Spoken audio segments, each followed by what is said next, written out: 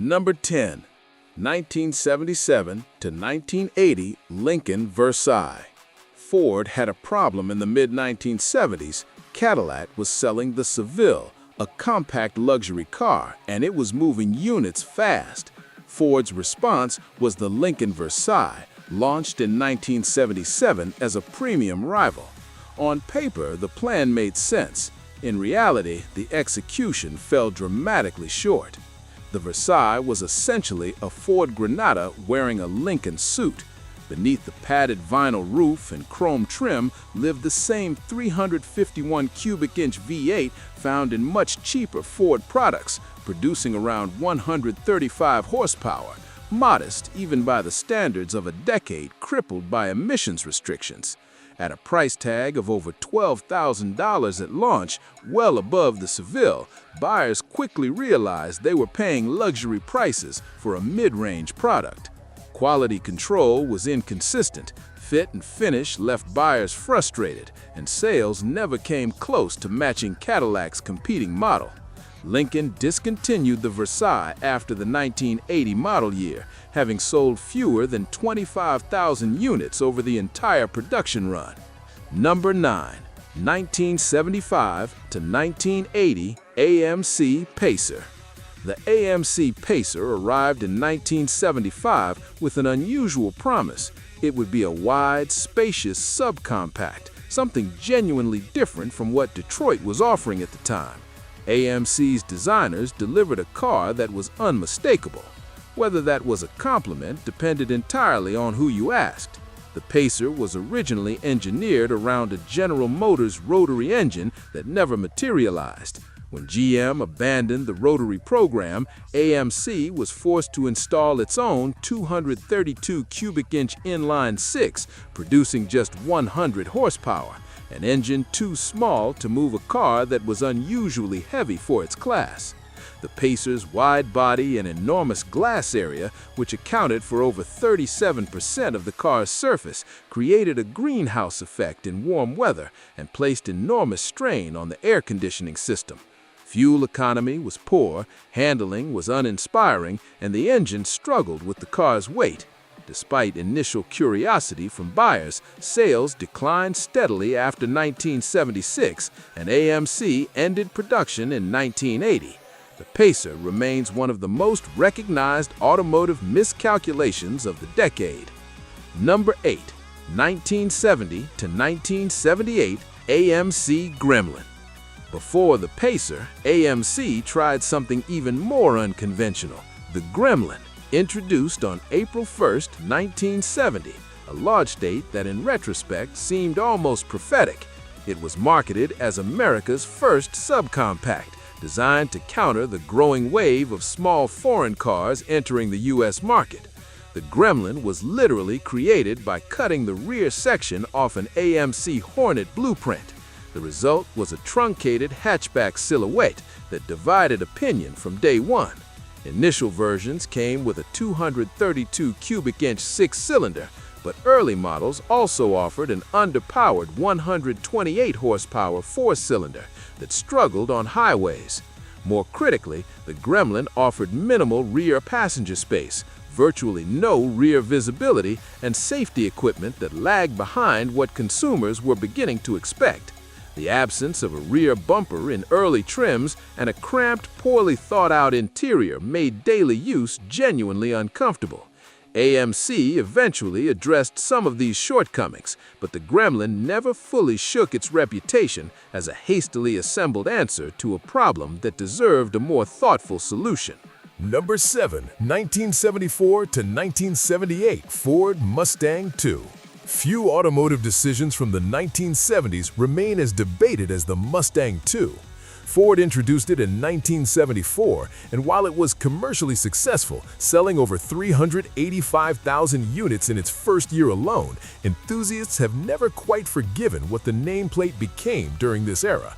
Built on the same platform as the Ford Pinto, the Mustang II arrived without a V8 option at launch. The base engine was a 2.3-liter four-cylinder producing 88 horsepower with an optional 2.8-liter V6 as the upgrade path.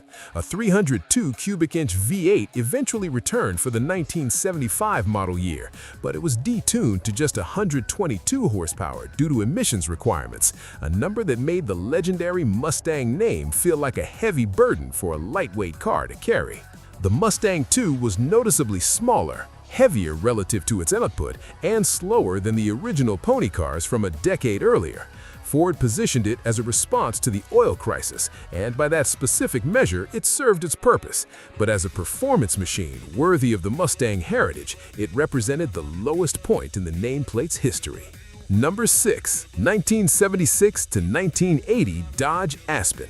Chrysler entered the compact car segment in 1976 with the Dodge Aspen, a vehicle that arrived with serious ambition and almost immediately began generating headlines for the wrong reasons. The Aspen was intended to replace the long-running Dart and bring Chrysler into the modern compact era. What followed was one of the most extensive recall campaigns in the company's history. Within its first few years of production, the Aspen was subject to multiple safety and quality-related recalls covering over 1.7 million vehicles.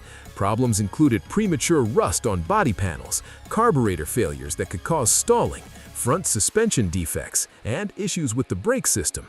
The base engine was a 225 cubic inch slant 6 producing around 100 horsepower, with V8 options available but doing little to compensate for the car's reliability reputation.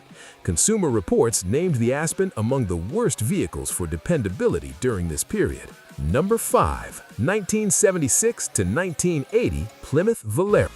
The Plymouth Volare and the Dodge Aspen were essentially the same vehicles sold under two different nameplates, a common Chrysler practice during the 1970s. And if the Aspen earned a poor reputation, the Volare walked in lockstep alongside it, accumulating the same quality complaints and appearing in the same recall campaigns. The Volare was intended as a practical family compact, replacing the long-running Plymouth Valiant. It offered a range of engines from the 225 cubic inch six-cylinder to various V8 options, and in station wagon form, it was genuinely practical for family use. But the rust problems were severe. Fender and quarter panel corrosion appeared on vehicles as young as 2 years old in northern states, where road salt accelerated the damage.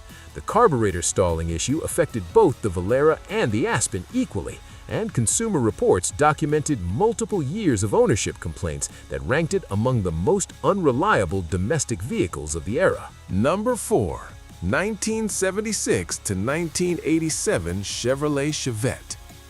The Chevrolet Chevette arrived in 1976 as GM's entry into the growing small car segment. The Chevette was based on the global T-Car platform used by GM internationally under different names. In American specification, it came with either a 1.4-liter or 1.6-liter four-cylinder engine, producing between 52 and 70 horsepower depending on year and configuration. Those figures made the Chevette manageable in city traffic, but genuinely strained on highway on-ramps or when carrying a full load of passengers. The interior was Spartan in a way that went beyond merely simple. Materials were thin, road noise was prominent, and the driving experience communicated clearly that cost-cutting had been the primary engineering objective. Number 3. 1971 to 1977 Chevrolet Vega. The Chevrolet Vega was launched with enormous expectations. Motor Trend named it Car of the Year for 1971. GM's chairman publicly praised it as the most precisely designed car the company had ever built. The automotive press received it with genuine enthusiasm. Then people started driving them. The Vega's most critical flaw was its 2.3-liter aluminum four-cylinder engine. In theory, the aluminum block was an innovative weight-saving measure. In practice, the engine was prone to overheating, and when it overheated, which it did with alarming regularity, the aluminum cylinder walls would warp, causing irreversible damage. The cooling system was undersized for the engine's needs, and the iron cylinder liners bonded to the aluminum block proved incompatible with real-world use.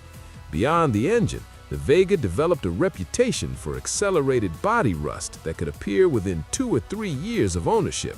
GM issued multiple recalls covering millions of vehicles.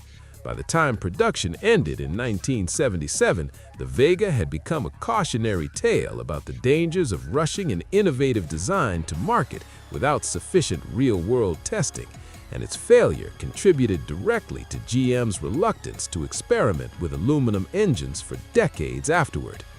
Number 2. 1978 to 1985 Oldsmobile Delta 88 Diesel. In the late 1970s, diesel engines represented a logical response to rising fuel costs and increasing pressure on fuel economy. Oldsmobile's decision to offer a diesel option in its popular Delta 88 full-size sedan made commercial sense. The car was already a strong seller, and a diesel variant promised significantly better fuel economy at a time when gas prices were climbing fast.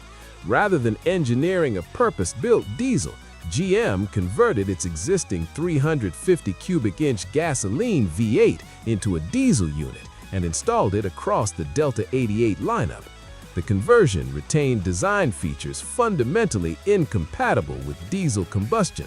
Most critically, the head bolt pattern and head gasket were insufficient to withstand the higher compression ratios that diesel engines require. The result was widespread, catastrophic head gasket failures. The fuel injection system also suffered from water contamination, and early injection pumps proved mechanically fragile under normal use. GM faced a wave of lawsuits, issued extensive recalls, and was forced into an engine replacement program affecting hundreds of thousands of vehicles. Number 1. 1971 to 1980 Ford Pinto. The Ford Pinto debuted in 1971 as a lightweight compact aimed at competing with foreign imports. Early models offered a 1.6-liter four-cylinder with about 75 horsepower, later joined by a 2.0-liter engine. Nearly 3 million units were produced before a major recall in 1978 covering about 1.5 million vehicles.